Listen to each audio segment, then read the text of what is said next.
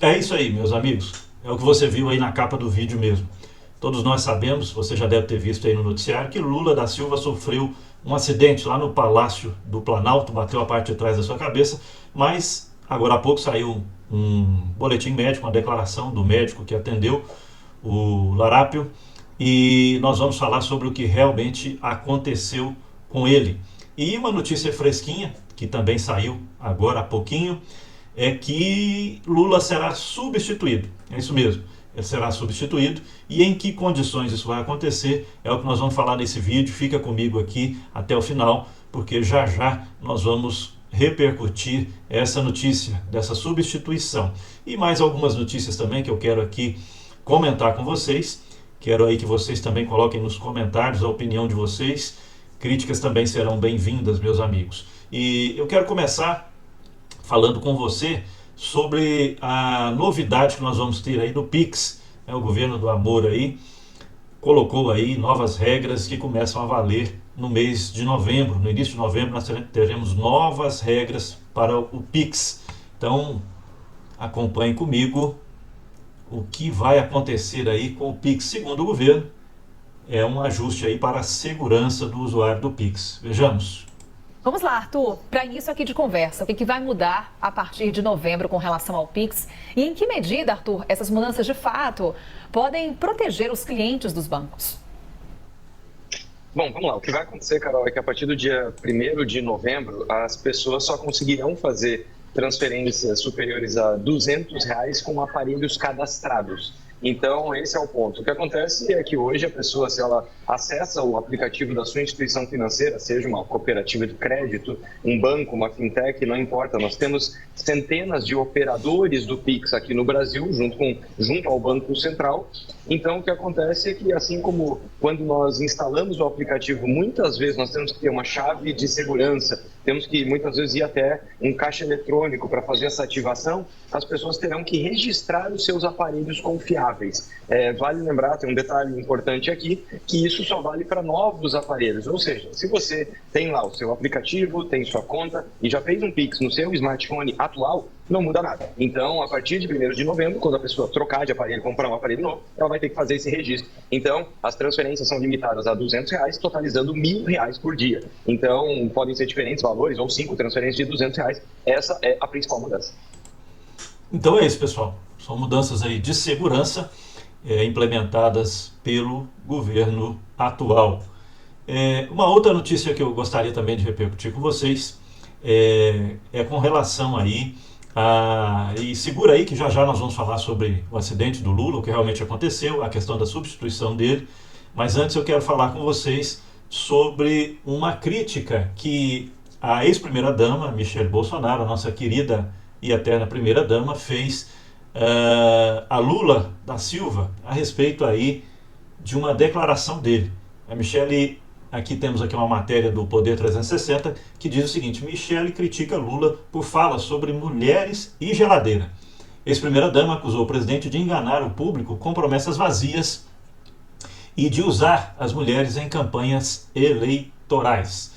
E aí diz aqui o seguinte, que a ex-primeira-dama, Michele Bolsonaro, que é do PL, expressou tristeza nesse domingo em relação ao que considera oportunismo eleitoral baseado em mentiras e hipocrisia. Me desculpa, pessoal, às vezes estou virando o rosto aqui para ler a matéria aqui, tá? E diz, o pronunciamento veio depois de Lula dizer durante uma live transmitida no sábado, que aliás, pessoal, foi um grande fracasso, como todas as vezes que o Lula inventa de fazer live, né? Foi um grande fracasso, audiência nenhuma, fez uma live com Boulos, uma coisa terrível, sofrível, um negócio horroroso. Então o pronunciamento veio depois dessa live, no sábado, dia 19, e que são as mulheres, Lula disse que são as mulheres que sabem as coisas que tem dentro da geladeira, sugerindo que o público feminino tem mais familiaridade com as funções domésticas. E a ex-primeira-dama criticou o presidente por enganar o público com uma imagem de cuidado que, segundo ela, não corresponde à realidade das ações do governo. O atual presidente engana com palavras e ações, querendo passar a ideia de um falso cuidado que a prática do governo desmente. Como exemplo, Michele disse que Lula e sua equipe estavam cientes do caso de violência sexual contra a ministra de Estado, Aniele Franco, que é ministra da Igualdade Racial, dentro do Palácio do Planalto e não tomaram medidas adequadas. O episódio envolveu o agora ex-ministro dos Direitos Humanos, Silvio Almeida, também conhecido como Silvio Bengala, né? Além disso, ela acusou o presidente de usar as mulheres como ferramenta eleitoral, especialmente em busca de apoio para o candidato do PSOL à Prefeitura de São Paulo, Guilherme Boulos. Daqui a pouco eu quero conversar com vocês também a respeito da campanha do Boulos, a respeito de uma grande transferência de dinheiro público para a campanha do Boulos aí. Nós vamos falar sobre isso daqui a pouquinho. Então, a Michelle, ela criticou aí essa declaração do Lula, e essa não é a primeira, né, gente? Constantemente ele faz declarações aí que, se fossem feitas por qualquer pessoa da direita, especialmente o presidente Bolsonaro, a mídia toda cairia em cima, cairia de pau e seria uma coisa terrível. Mas o Lula pode tudo, fala qualquer coisa e todo mundo passa pano para ele. Outra notícia aqui também que eu quero comentar com vocês é que a Gleisi Hoffmann entregou o jogo aí, gente. Ela, numa reunião que ela teve lá na XP Investimentos, lá em São Paulo, pessoal da Faria Lima, né? Ela acabou, num deslize, entregando aí a estratégia que está sendo usada pelo Galípolo, claro que sob a supervisão do Larápio, para ser aí o novo presidente, né, do Banco Central. E ela entregou o jogo aqui. Vamos ver o que diz a matéria aqui. Gleisi diz que Lula deve ampliar o arco de apoio em 2026, esse é o título da matéria, mas o mais importante, o que nós queremos repercutir, está aqui embaixo, no corpo da matéria. A Gleisi disse que ela esteve na sede da XP em São Paulo, lá em conversa com a diretoria, reafirmou opiniões que o mercado financeiro odeia ouvir. Aliás, né, meus amigos, Lula enganou direitinho, né, o pessoal da Faria Lima, Armínio Fraga, Henrique Meirelles, né? Pessoal que fez o L aí e se deu mal, está se dando mal como toda a população brasileira, né, meus amigos? Então, a turma da Faria Lima, aí, os conhecidos como Faria Limers, se arrependeram, acreditaram no conto do vigário, acreditaram na conversa fiada do Larápio, acreditaram aí na ideia do Lula moderado, do Lula mais equilibrado, mas não foi falta de aviso do próprio Lula, né, que na campanha disse que ele estaria mais maduro, mas os Faria Limers acreditaram que ele ia ser uma beleza, uma maravilha para a economia e que seria moderado, né? Então aqui, seguindo aqui na matéria, a Gleisi, lá com o pessoal da XP Investimentos, diz aqui a matéria, como por exemplo que Gabriel Galípolo acertou quando trabalhou para ganhar a confiança da Faria Lima esse ano, mas que isso deixaria de ser importante para ele em 2025, sugerindo que o futuro presidente do Banco Central vai afrouxar as rédeas da política monetária. Quer dizer, ele deu uma de técnico aí durante esse ano de 2024, com seus votos ali de maneira técnica, né, até votando aí contra baixar os juros, a favor de subir a taxa Selic, mas isso para enrolar a turma aí da economia, a turma da Faria Lima, sendo que a partir do momento que ele assumiu o Banco Central, tudo isso muda, aí ele deixa de ser técnico e passa a ser político, como todos os integrantes do governo do Larápio, né? Governo Lula não existe técnicos, existem apenas militantes, é a turma do L, é a turma do amor, e tudo, como eles dizem, né, o Brasil voltou, né, a corrupção, a questão aí das estatais que no governo Bolsonaro davam enorme lucro e agora estão dando enorme prejuízo. E a turma aí do Henrique Meirelles e do Armínio Fraga acreditou que ele seria moderado e que tudo seria uma maravilha. Então, Gleisi Hoffmann entrega o jogo lá na XP Investimentos e diz que o Galípolo está apenas enrolando a turma e que quando assumir vai botar para quebrar, baixar juro, emitir moeda, e a gente sabe o que acontece. A inflação sobe e a coisa fica muito complicada, né? Mais uma notícia, meus amigos, que eu quero também falar com vocês agora sobre, né, o acidente do Lula. O que se sabe sobre o acidente doméstico do Lula da Silva. Vamos ver o que está falando aqui a Tainá Falcão aqui da CNN. O presidente Lula cancelou a viagem que faria hoje à Rússia. É que ele sofreu um acidente doméstico e foi orientado pela equipe médica a não fazer viagem aérea de longa distância. A apuração é dela, da Renata Varandas, minha parceira de plantão. Conta, Renata, o que foi que aconteceu com o presidente Lula? Ele já está bem?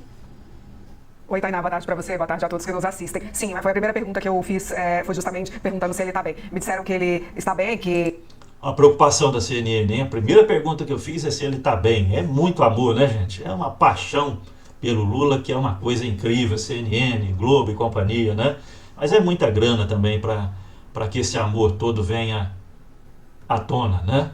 E aí vamos ver aqui o que ela continua dizendo. Não teve nada demais, ele sofreu uma queda ontem, no fim do dia, em casa mesmo, e acabou teve que ir pro Sírio-Libanês, deu entrada no hospital Sírio-Libanês, lá foi atendido, fez exames, mas voltou pro Alvorada. Ontem mesmo, dormiu em casa, e até brincaram comigo e falaram, ele tá ótimo, tanto é que já despachou hoje de manhã, e amanhã, 8 horas da manhã, vai estar no Palácio do Planalto, ou seja, então tá bem. Agora, foi orientado a não viajar, justamente porque é uma viagem de longa distância, como houve um corte na cabeça, foi um corte na parte de trás da cabeça. Como houve um corte, e por conta da altitude, né, pegar um avião, altitude, enfim, pressurização, poderia sangrar. Então, a equipe médica ficou receosa de ter ali algum incômodo na viagem, o presidente acabar sangrando o lugar que ele bateu a cabeça, e preferiram pedir para que ele ficasse em Brasília, não fizesse essa viagem. Então ele vai continuar trabalhando daqui de Brasília, vai participar da cúpula, né? Mas daqui de Brasília por videoconferência, mas prometeu que amanhã cedo já estará no Palácio do Planalto. Então, segundo a assessoria de imprensa, ele está bem. Ele está bem, né? E quem não está bem são os brasileiros e o Brasil com esse desgoverno terrível, né, meus amigos? Continuando aí, agora essa é a novidade. Isso aqui foi declarado agora há pouco tempo, uma notícia fresquinha, que o médico do Lula disse que, na verdade, foi um sangramento cerebral. Independentemente da idade, a viagem teria que ser cancelada. Então, a coisa parece que foi um pouquinho mais séria, houve um sangramento cerebral. Vamos ver o que diz aqui a matéria. A queda de Lula ontem à noite dentro de um banheiro no Palácio do Alvorada resultou num pequeno sangramento cerebral, de acordo com seu médico particular, Roberto Calil, ou, para usar um termo mais técnico, ocorreu uma contusão cerebral hemorrágica. Lula está liberado para trabalhar normalmente amanhã, inclusive no Palácio do Planalto, se preferir, mas ficará sob observação pelas próximas 72 horas e na terça-feira fará novos exames. Diz Calil sobre sua decisão de suspender a viagem de Lula, de 78 anos, faz 79 no domingo que vem, a viagem que ele faria hoje a Moscou, onde participaria de uma reunião de cúpula dos países do BRICS. Reunião que, diga-se de passagem, né, gente, não teria nada de bom para os brasileiros, né? Essa turma que está se juntando no BRICS aí, é uma turma aí, é o eixo do mal, né?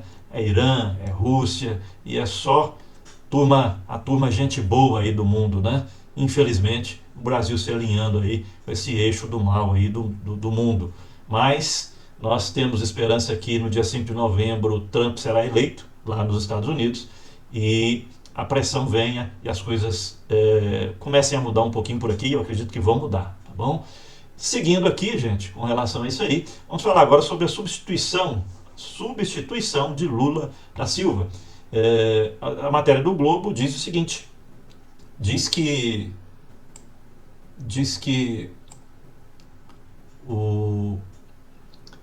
após acidente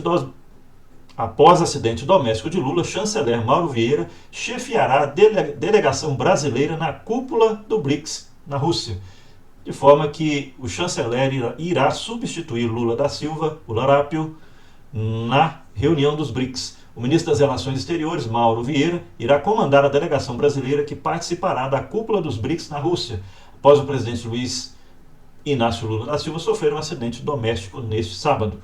O grupo embarca na noite de domingo para Kazan para participar do evento que ocorre de 22 a 24 de outubro. Vieira foi até o Palácio do Alvorada neste domingo conversar com Lula sobre o novo formato da participação do Brasil na cúpula. De acordo com o Palácio do Planalto, Lula irá participar da cúpula dos BRICS por meio de videoconferência. Então, meus amigos, Lula será substituído por Mauro Vieira na cúpula dos BRICS na Rússia. Ok? Essa é a substituição do Larápio da Silva. Quero falar com vocês aqui também, meus amigos, sobre esse absurdo aqui, essa farra com o dinheiro público, o meu e o seu dinheiro, né, os impostos que nós pagamos aí, essa alta carga tributária que nós temos no Brasil, absurda, essa exploração que o governo faz aí de todo cidadão, e esse dinheiro, parte desse dinheiro está sendo aplicado lá na campanha do Guilherme Boulos, lá em São Paulo, do PSOL, né? O grande absurdo é que no segundo turno, o PT de Lula, de Gleisi Hoffmann, está despejando na campanha de Boulos, em São Paulo, 44,15 milhões de reais só para o segundo turno, fora o que já foi colocado de dinheiro público na campanha dele em São Paulo. É um desespero mesmo muito grande, né, para assumir o controle da maior cidade da América Latina, a cidade mais importante do Brasil, o motor do Brasil, o coração do Brasil, e a gente sabe que dominar São Paulo é um primeiro passo aí para se dominar o Brasil. Então o PT investe aí 44 milhões, que é mais que a soma de tudo que está colocando, e não é pouco, nas campanhas dos seus outros candidatos aqui no segundo turno em outras cidades, como por exemplo 11,97 milhões na campanha da Maria do Rosário, lá em Porto Alegre, 11,83 milhões de reais para Evandro Leitão, que concorre contra André Fernandes lá em Fortaleza, no Ceará, 10 milhões de reais para Natália Bonavides, que concorre lá em Natal, e 7,93 milhões de reais para Lúdio, lá em Cuiabá, no Mato Grosso. Então, Guilherme Boulos recebe mais, sozinho recebe mais que a soma de todos os outros candidatos. Então, realmente é uma gana muito grande aí que o PT tem, que o Larápio tem para assumir a Prefeitura de São Paulo. Mas, sinceramente, eu não acredito que vá dar certo. Ricardo Nunes, que é um mal menor, que não é o candidato dos sonhos da direita, dos conservadores brasileiros, mas vai ser o vitorioso em São Paulo, se Deus assim permitir. E uma última notícia que eu quero repercutir com vocês é uma boa notícia, né? Que é a campanha da Cristina Grêmio, lá em Curitiba. É uma grande mulher da direita brasileira, uma grande figura da política da direita conservadora brasileira. Cristina Grêmio, na última pesquisa agora divulgada pela Veritar, que é hoje o instituto de pesquisa mais respeitado do Brasil, que tem um índice maior de acertos aí na eleição anterior e nessa, no primeiro turno também. Então a pesquisa diz que Cristina Grêmio está em primeiro lugar, com uma pequena diferença, mas está em primeiro lugar com 46,9%, e Pimentel, seu adversário, com 45,1%.